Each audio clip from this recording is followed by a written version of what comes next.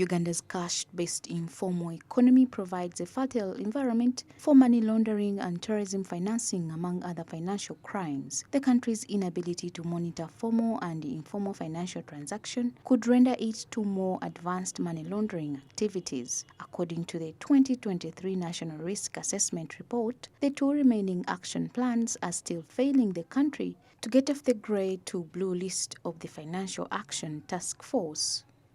Soon, I'm very optimistic that we're going to get off the grey list. So what I want to clarify is that when we were put on the grey list in February 2020, there were 22 action plan items.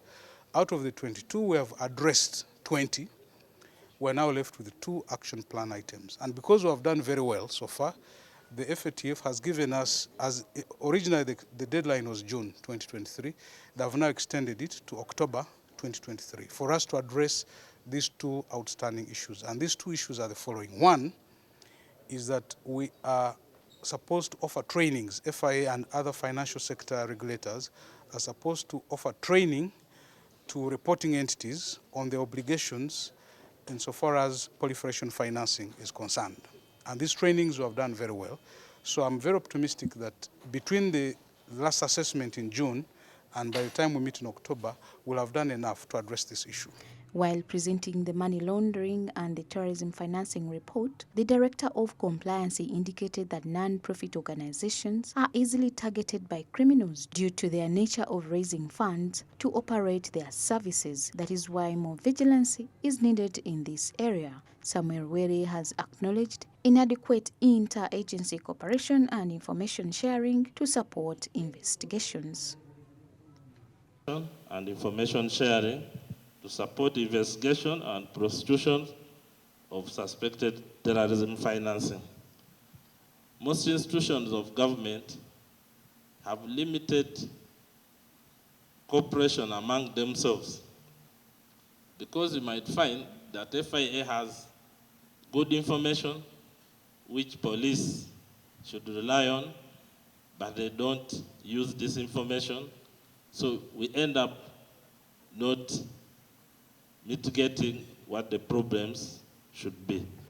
Ministry of Finance, on the other hand, has assured the country that government is committed to fight financial crimes, the reason they have amended certain acts in that regard, together with rectifying most of the international corporations, like the United Nations Convention Against Illicit Drugs, among others. Kasaija further cautioned civil servants against involving themselves in dirty money, for the law will catch up to them.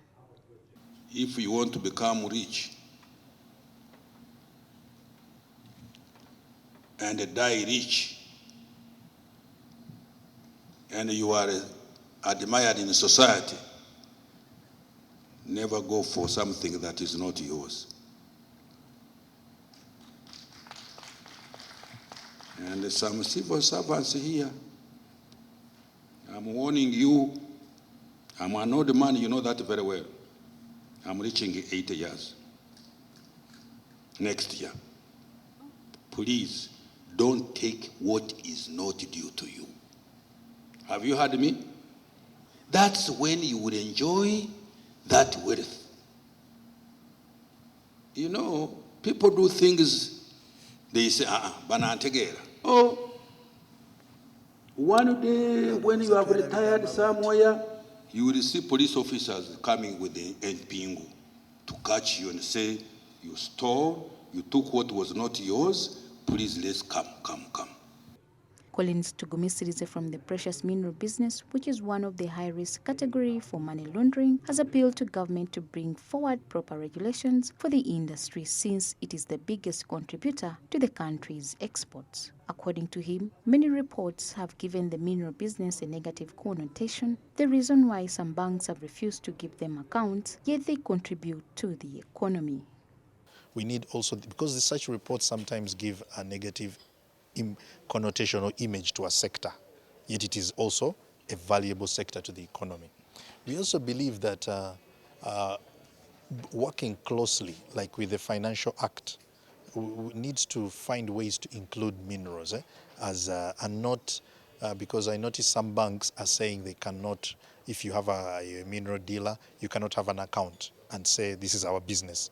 So such things show that there is negativity towards the industry because we are high risk. But we need... The banking sector, real estate, fisheries, lawyers, among others, are some of the vulnerable sectors in money laundering and financial terrorism. Samula Hanifah, Smart24 TV, Business Today.